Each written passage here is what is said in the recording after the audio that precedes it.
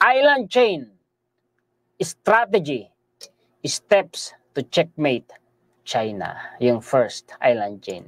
Hindi ko na ito babasahin kasi mga kaistorya, hahaba po tayo. Sa title, ang ibig sabihin mga kaistorya nung checkmate, ha? Sinong naglalaro po dito ng chess? Ako kasi naglalaro po ako ng chess. Ha? Ang ibig sabihin ng checkmate, pag yung kalaban mong king, no? Sa chess ay na-checkmate mo, na-corner mo, wala na siyang lalabasan at hindi na siya kayang protektahan ng kanyang mga tauhan, ng kanyang queen, ng kanyang bishop, ng kanyang rook, ng kanyang horse, mga pawns. Wala na, ibig sabihin nun, na-corner na yung king. Talo na. Yun po ang ibig sabihin nun. Ibig sabihin mga kaistorya, sa pamamagitan ng island chains na yan, nakasama ang first island chains, ay mache-checkmate, makukorner, matatalo si China. Yun po ang ibig sabihin nun. Nagbaba ng statement ang Department of Foreign Affairs. Paano mo naman nasabi na si PBBM yan, Juan Historiador, para sa mga paltarason? Ha? Hindi pilosopo. Maganda kasi yung philosophy. From the root word of philos and Sophia. Philos means to love. Sophia means wisdom. To love on wisdom. Yun ang ibig sabihin nun mga kaistorya ng philosophy. Ano naman yung paltarazon? From the root word na faltos, wrong, salto, mali, and ratio, reasoning, reason, mali, salto, sablay na pangangatwiran. Yun ang ibig sabihin nun eh. Para sa mga paltarazon dyan, ha?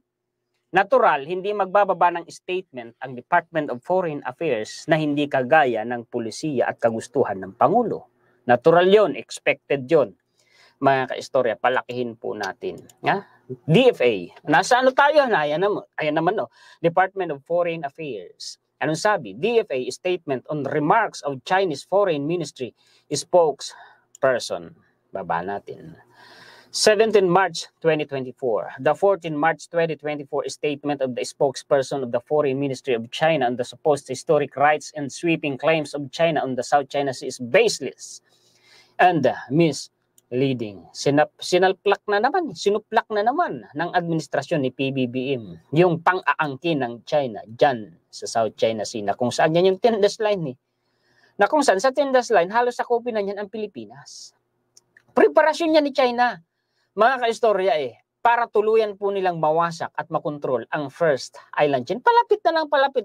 Tingnan ninyo, pag nagtagumpay si China na makontrol ang buong South China Sea, yung dust line na yan, lalabas na yan sa West Pacific. Nakapaloob na ang Pilipinas doon.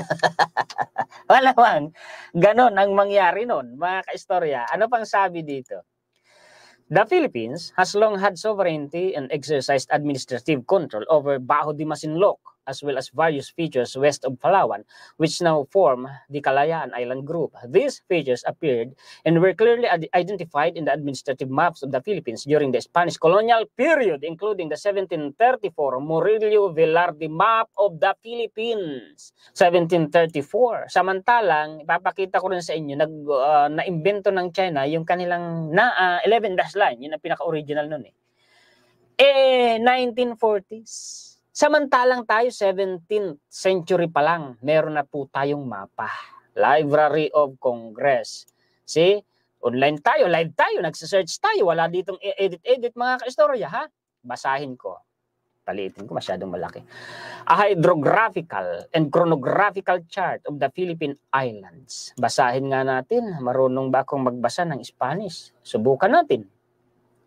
Carta Hydrográfica y Cronográfica de las Islas Filipinas dedicada al Rey Nuestro Señor por el Mariscal de Campo de Fernando Valdez Tamon, Caballo del Orden de Santiago de Govor y Capin. Anong sabi? Ayan po yun, no?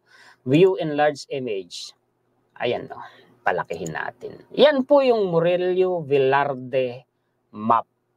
Malinaw po dyan. Nandyan po mga kaistorya ang Scarborough Shoal. Kung historic rights lang ang ipinaglalaban, mas matanda po yung atin. Summary, basahin ko nga.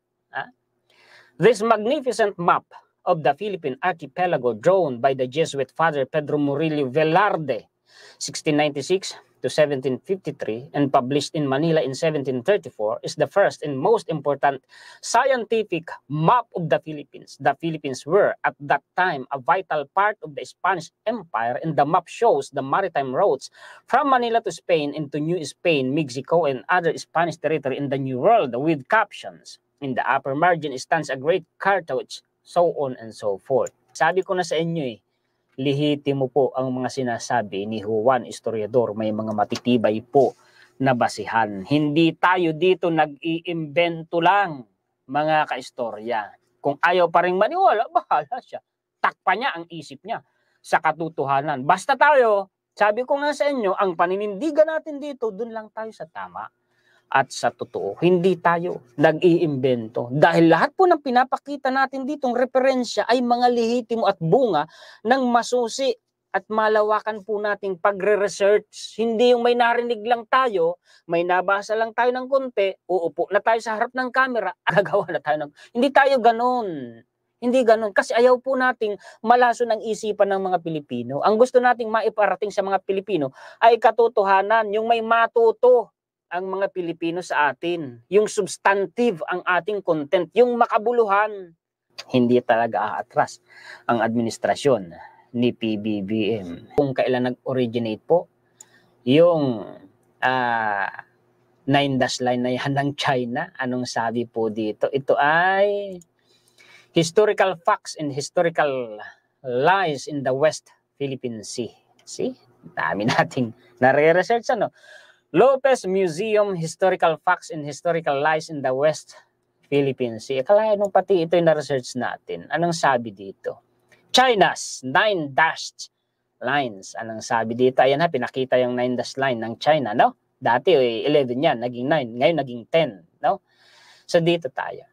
In December 1947, the Kuomintang government in China adopted the 9-dash line claim. The claim was embodied in a map entitled Location Map of the South China Sea Islands, released within China in February 1948. Linaw naman 1948 po. Sabi ko sa inyo 1940s po yan lumitaw Nung taon na yun, inimbento yan ni China with 11 dashes forming U-shaped lines covering almost the entire South China. So yan yung pinaka-original po niyang 9-dash line at 10-dash line na yan. 11-dash line po dati yan. Yan yung pinakauna. Naniwala na kayo. Yeah? Sunod. China did not explain the meaning or basis of the 11 dashes. China did not also give the coordinates of the 11 dashes. Basta ginawa lang nila. China claimed the islands enclosed by the 11 dashes, namely Dongsha Island, Shisha Islands, Paracels, Xiongxia Island, and Nansha Islands or Spratlys, China was silent on any claim to the surrounding waters. Sabi ko sa inyo, naniwala na kayo. China's claim to the South Sea Islands is contrary to the 1946 Constitution of the Republic of China. Mismong sa konstitusyon nila kontra. Hindi sang-ayon yung 11-dash line nila. Pero pinaglalaban nila. Which declared China's territory to be the same territory as that of the Qing dynasty, with Hainan Island as the southernmost territory. In 1953, China under communist rule announced the removal of 2 dashes in the Gulf of Tonkin without any explanation. The U-shaped lines become known as the 9-dash line. Kaya naging 9-dash line na lang po yung 11-dash line nila. See? In 2009, Vietnam and Malaysia jointly submitted to the United Nations their extended continental shelf claims. China protested the claims and attached to its protest a map of its 9-dash lines, claiming the adjacent and relevant waters told the islands enclosed by the lines. This was the first time that China officially announced the 9-dash lines to the world. Hindi ko na ipapaliwanag malinaw naman na nagmamadali kasi tayo kasi humahaba tayo. China did not explain the meaning of the basis of the dashes or the meaning of adjacent or relevant waters. Neither did China give the coordinates of the dashes. Yan yung kwento kung bakit yung 11-dash line ay naging 9-dash line.